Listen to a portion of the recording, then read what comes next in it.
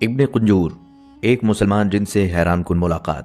جدید دور میں جنات سے رابطہ ممکن ہے، ایسا ہی ایک نام ہے اسلامی ملک مصر سے محمد عیسیٰ داؤد کا۔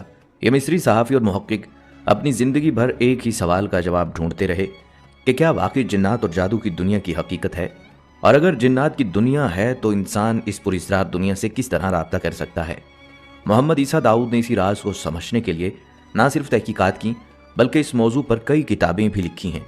ان کتابوں میں انہوں نے جادو، جنات اور خفیہ علوم کی تہوں کو کھولنے کی کوشش کی ہے، لیکن ان کی زندگی کا سب سے حیران کن واقعہ وہ تھا جب ایک مسلمان جن نے خود ان سے رابطہ کیا۔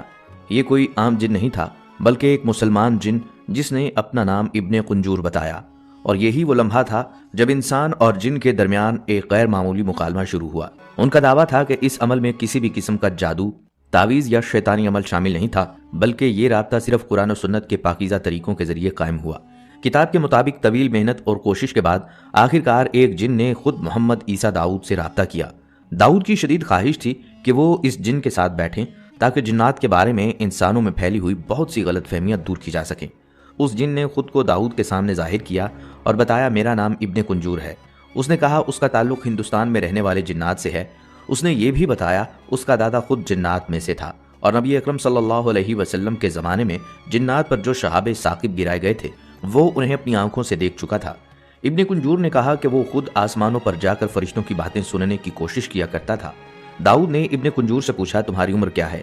ابن قنجور نے جواب دینے سے پہلے کہا، قسم اٹھاؤ کہ تم مجھے نقصان نہیں پہنچاؤ گے۔ داؤد نے قسم کھائی کہ وہ اسے نقصان نہیں پہنچائے گا۔ ابن قنجور نے بتایا کہ وہ 180 سال کا ہے۔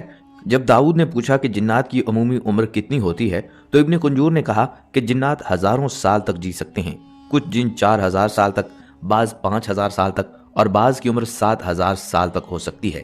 محمد عیسیٰ داؤد نے ابن قنجور سے ایک اور سوال پوچھا، جنات میں سب سے زیادہ عمر کس کی ہے؟ ابن قنجور نے جواب دیا، وہ ابلیس ہے جو سب سے قدیم ہے اور سب سے زیادہ عمر والا ہے۔ ابن قنجور نے مزید انکشاف کیا کہ جب وہ بچہ تھا تو اس کے والد اسے ایک دن ابلیس سے ملوانے لے گئے تھے۔ وہ لمحہ اس کے لیے ناقابل فراموش تھا، کیونکہ جیسے ہی اس نے ابلیس کو دیکھا اس کے دل میں خوف کی ایک عجیب لہر دوڑ گئی۔ اس نے بتایا، ابلیس نہایت ہی بدصورت تھا، لیکن اس کے پاس اپنی شکل بدلنے کی صلاحیت موجود تھی۔ اس کی ایک لمبی دم تھی اور قد میں بے حد بلند دکھائی دیتا تھا۔ ابن قنجور نے یہ بھی بتایا کہ ابلیس کا ایک بہت بڑا محل ہے جس کے اندر اس کے لاکھوں خادم رہتے ہیں، اور یہ سب کے سب شیاطین میں سے ہیں۔ یہاں داؤد نے تجسس کے ساتھ پوچھا، ابلیس کہاں رہتا ہے؟ ابن قنجور نے سنجیدگی سے جواب دیا، ابلیس کا تخت سمندر کے اوپر ہے جو تمہاری دنیا میں مغرب کی طرف واقع ہے، اور اگر تم میں سے کوئی مسلمان اس تخت کے قریب سے گزرے تو اسے چاہیے کہ قرآن مجید کی تلاوت کرے تاکہ ابلیس اور اس کا لشکر اسے نقصان نہ پہنچا سکے۔